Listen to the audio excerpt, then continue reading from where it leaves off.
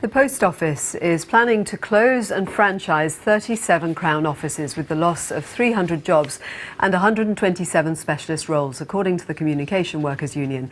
In April last year, it was announced that 61 branches would be closed. The union says the latest cuts represent more misery for workers and the customers they serve. Well, with me is our industry correspondent, John Moylan. Tell us more about what's going to be happening, John.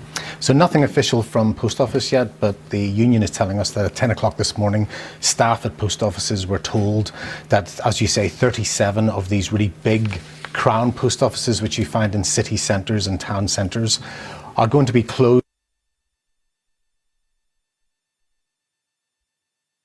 and franchised out or hosted by other commercial organisations on the high street. That's been a trend we've been seeing. So there's 11,000 post offices across the UK, but there's around 300 of these really big Crown post offices which provide all the different types of services that you'd expect in a post office. But remember, while Royal Mail is now being privatised, the post office is funded by the taxpayer, and the post office network has been loss-making for many years.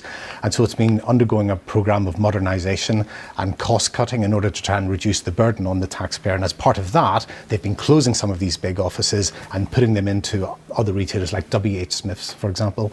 Now, the unions say that this process has been a death by 1,000 cuts. You lose people who've got fantastic historic knowledge of the institution and the different products and services. They're replaced by people in retailers who are on lower pay and just don't have that kind of knowledge and experience. And that ultimately it's us, the customers, who are losing out.